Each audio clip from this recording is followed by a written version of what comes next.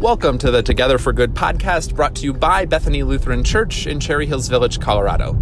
On today's episode, we are moving into part 4 of our spiritual practices series, all a part of this Lenten journey that we're on together. Each week, I've been trying to give you a new idea, a new way of approaching your relationship with God, your life of prayer. I hope these have been helpful. Today, I have a conversation. I shouldn't say conversation because it's just me talking. A dialogue, a monologue, all about embodied prayer. How can our bodies bring greater vibrancy, greater connection to our prayer life? I share with you a lot of personal experience of ways that I've brought this idea into my life of prayer. And it's all as an invitation to you that you might try some of your own unique creativity, combining exercise and movement with a conversation with God. As always, thank you so much for listening and for your continued support of the podcast. Share it with friends. Let people know that there's this great resource out there for them, different ways to hopefully boost and buoy their spiritual life, especially during this Lenten season. That's enough about that. We do really appreciate you all listening, but now let's get into it. Embodied prayer as a spiritual practice.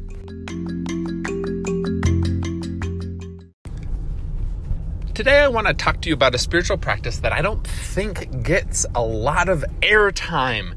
It's not quite as obscure as the St. Ignatius Examen from last week's episode, but it's still something maybe that we just don't think about as a spiritual practice.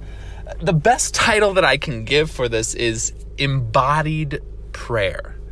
Now, what does that mean exactly? Embodied prayer is some sort of form of prayer that's different than the typical fold your hands, bow your head, and have a conversation with God in your mind. Embodied prayer is something that has a physical component attached to it. So a really great example of this would be something like yoga, which again is a great form of exercise. But also there is a way that you can approach a yoga practice and think to yourself, this is a form of prayer. I will be having a conversation with God throughout the course of this time of stretching and deep breathing and meditation. And so more than anything, embodied prayer is really a mindset that you bring with you as you approach a specific type of physical activity. So yoga is one example of it, but running or going on a walk is another great example. I myself am a avid runner, really love it, not great at it, but I deeply enjoy it.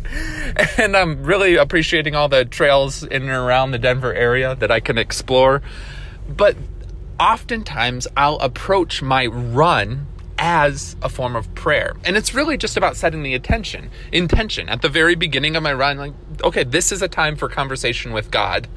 And then I just allow myself to not be distracted by other things and to try and continually focus on having a conversation with God while I'm running.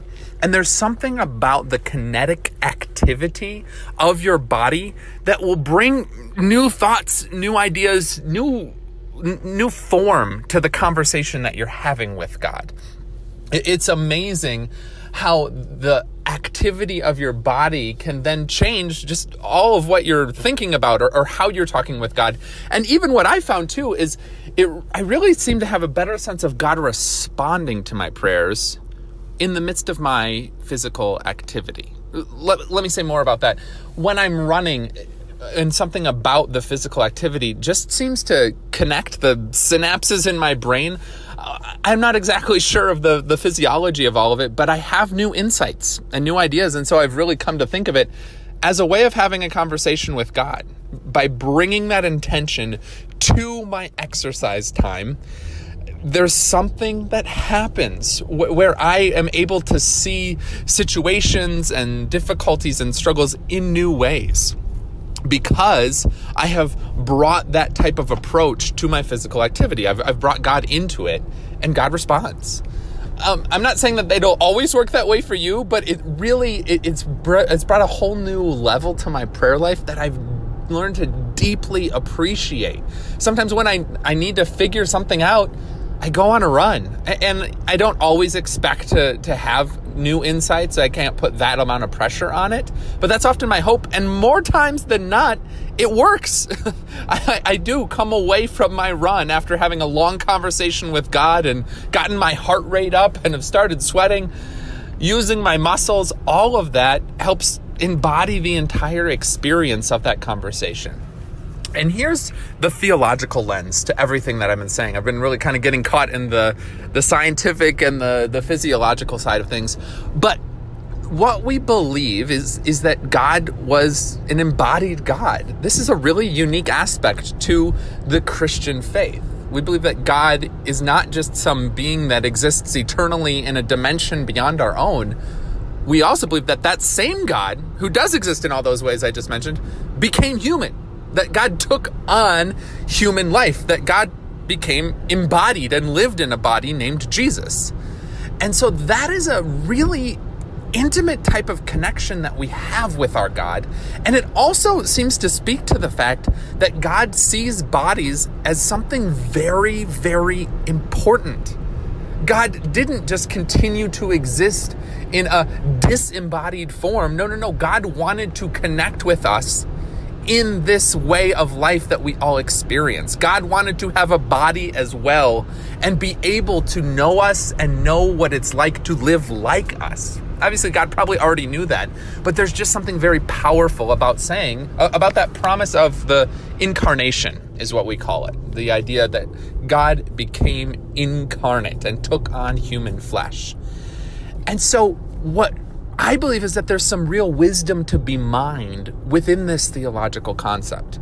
Yes, God became flesh and dwelled among us. And so we have this very unique connection with God vis-a-vis our bodies. Because God took on a body, maybe there's something really important about being more in tune with our own bodies. Something, right, as simple as breathing deeply. That's an embodied practice. That's something that all bodies have to do. We have to respirate in order to be alive. And yet, our theology tells us that there's something holy about that. That simple breathing is a way to connect with God. And so then this idea of embodied prayer, that takes it one step further. That when we use our bodies and then set the intention of letting physical exercise be a time when we will connect and speak with God, there's something deeply holy about that too. It creates another layer of connection there, another intimate moment with God. Again, something that we probably overlook a lot of the time. And so I encourage you to find your favorite form of exercise, whatever that may be. Maybe you're not a runner. Maybe you hate running. I know a lot of people who hate running. I understand. I used to hate it. But find a form of exercise to get your body moving and then set the intention of having that be prayer. Honestly, a lot of all of these ideas do come from yoga. Yoga is originally from the Hindu tradition, and it was originally a Hindu form of prayer. And so some folks get hung up on that or are afraid by it, but I wonder if we can't claim it in our own ways as a Christian form of prayer too. It's about the intention that you bring to it. And so to take the time, one of the beautiful things about yoga is that it's so slow and intentional. It's not frantic, like playing basketball, another one of my favorite activities. Basketball is very fast moving, very kinetic, whereas yoga is taking time to really ease into these deep stretches and to just sit in that space of discomfort for a little while as your body strengthens and expands and grows. And to take those moments, though, for prayer, what's really interesting is that all of these poses in yoga in particular have names for themselves. Warrior 1, Warrior 2, Peaceful Warrior, the mountain pose. You get the idea. And naming a lot of these poses can then also connect with your mind. And, if you're willing, connect with your prayer and conversation with God. I actually practice yoga a decent amount on my own, not quite as much as I would like to, but it is an important practice for me, and it very much is a form of prayer. because I bring that intention to it. And so I have a series of poses, this little routine that I've worked out for myself over the years after having attended many classes. And there's some really great YouTube channels I could also direct you towards where you can do free yoga practices at home. But I've kind of built my own practice, but I've built it around specific ideas that I want to bring my prayer life into. Does that make sense? So I've chosen specific poses that kind of flow from one to the next, but each pose is a new aspect of the conversation that I want to have with God every day. And so there's a time, I'll move into child's pose, which is where you're on your knees and you have your head down and bowed down to the ground, and you put your arms all the way out, and it really stretches your shoulders very nicely. But I take that time as a time of confession. It's, I noticed in trying to bring prayer into that yoga practice, I realized that this kneeling on the ground and bowing my head like that, it's so similar to when we kneel on the kneelers for the prayer of confession and forgiveness during church. There's just something about that particular stance that connects with my mind in a unique way that has always felt confessional. And so that's just a way, again, to deepen my prayer practice by embodying a specific pose that connects with my mind and my brain in a different way. And it's amazing of what can come out of taking a specific stance as you move into a time of prayer. And so there's other ones too. The first, Warrior 2, is one where you stretch out your legs and you extend your arms as far as you can on either side. And so in that time, I often think about prayers for other people, as if I'm extending my arms and my reach and my love for them and my prayers for them outward, and extending from my fingers outward. So that's another way of bringing prayer and connecting prayer with the pose. I could give you a whole bunch of more examples, but you're starting to get the idea. And really, none of this is scientific. None of this is in a book. This is just where I've been led in my walk of faith to connect these different kinetic aspects with a type of prayer. And so again, I just encourage you to try the same thing. When you go on your morning walk, to find ways for that motion and that movement to inform your conversation with God. If there's a favorite sport that you play, maybe you're a golfer. Yeah, maybe you're a golfer. And there's a way for that to become a form of prayer as well. Wouldn't you love that? Hey, I'm going to the golf course. I've got to go pray for 4 hours. There's something really beautiful about that.